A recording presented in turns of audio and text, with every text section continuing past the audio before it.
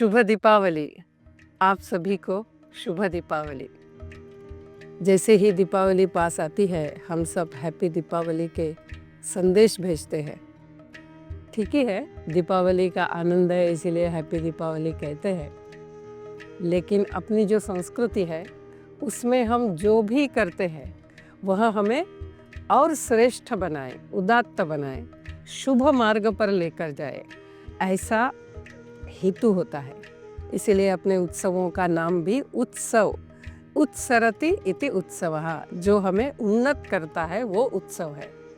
और इसीलिए हमारे सारे उत्सव किसी न किसी देवताओं के साथ, किसी पूजा के साथ जुड़े हुए हैं, निसर्ग के साथ जुड़े हुए हैं, समाज के साथ जो हमारे लिए फिर से ईश्वर रूपी है उसके साथ जुड़े हुए हैं।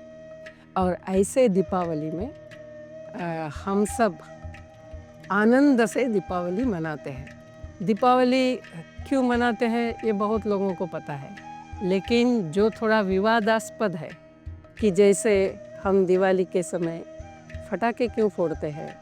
फटाके अपनी परंपरा नहीं है, ये तो हमने बाद में लिया है, ऐसा बहुत लोगों को लगता है, लेकिन ये सही नहीं है। यानी कम से कम 1300 बरस की अपनी परंपरा है फटाके फोड़ने की। अभी ये क्यों फोड़ते हैं इसके पीछे भी कोई हेतु है। जैसे हम जानते हैं कि दिवाली के पहले यानी दीपावली के पहले पितृपक्ष आता है। पितृपक्ष में हम सारे पितरों का आवाहन करते हैं और उन पितरों का श्राद्ध करते हैं, और उसके बाद पितरों को जाने के लिए वापस प्रकाश दिखाया जाता है, यानी जाने का मार्ग दिखाया जाता है। यानी आकाश में दिए दिखाए जाते हैं, आकाश दीप लगाए जाते हैं। उतना ही नहीं तो ऊपर आकाश में जाकर फूटने वाले फटाके भी फोड़े जाते हैं। ये परंपरा बहुत सारे प्रांतों में है, ये ऐसा कहते हैं। चीन में भी ऐसी परंपरा है। उतना ही नहीं तो दिवाली के पहले वर्षा ऋतु होता है, सब जगह बहुत बारिश होती है और उसके कारण बहुत सारे कीड़े, माइक्रोब्स, वायरस, बैक्टीरिया होते हैं। ये जो फटाके हम फोड़ते हैं उसके धुएं से, जो धुआं तात्कालिक होता है, जो कोई पर्यावरण को दूषित नहीं करता है, तो उस धुएं से जो ये सारे माइक्रोब्स हैं वो नष्ट होते हैं। इतना ही नहीं, आयुर्वेद में ऐसा उल्लेख है कि जो बहुत छोटे कीटाणु होते हैं यानी वायरस वगैरह, तो इनको भगाना है तो बहुत बड़ा आवाज़ करने से भी ये नष्ट होते हैं। कि आप जानते हैं आवाज़ भी एक तरंग है, एक ध्वनि है। और इसीलिए बहुत सारे जनजातियों में भी जब संसर्गजन्य रोग होते हैं तब देवी के सामने पूजा करते समय बड़े बड़े ढोल बजाए जाते हैं। जो भी हो, इसमें क्या विज्ञान है लोग ढूंढ निकाले, लेकिन ये अपनी परंपरा अभी से नहीं है तो हजारों बरसों से है। दूसरा ऐसा है कि घर में हम अलग अलग प्रकार के व्यंजन बनाते हैं और ये बनाते समय घर के सारे परिवार के लोग एक साथ आते हैं, मिल के बनाते हैं बाजार से खरीदने के बजाय।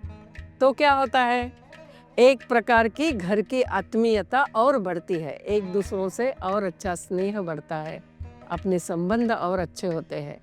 और इसीलिए दिवाली का वो भी है। दिवाली के पहले और भी कुछ होता है, यानी बहुत बड़ा विषय है दीपावली, कि हम पूरा घर साफ करते हैं। क्यों साफ करते हैं?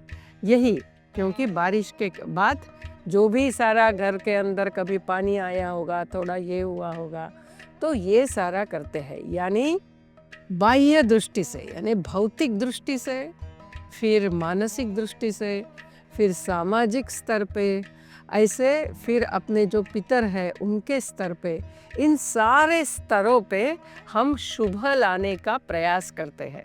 इसीलिए अपनी दीपावली जो है इसको हम शुभ दीपावली करके ही संबोधित करते हैं।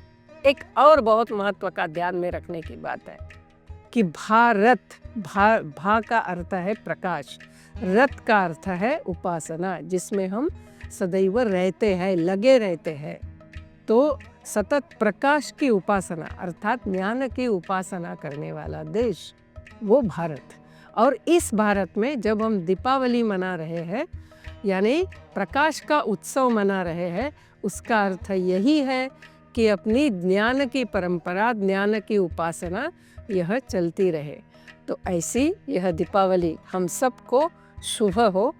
आप सबको शुभ दीपावली।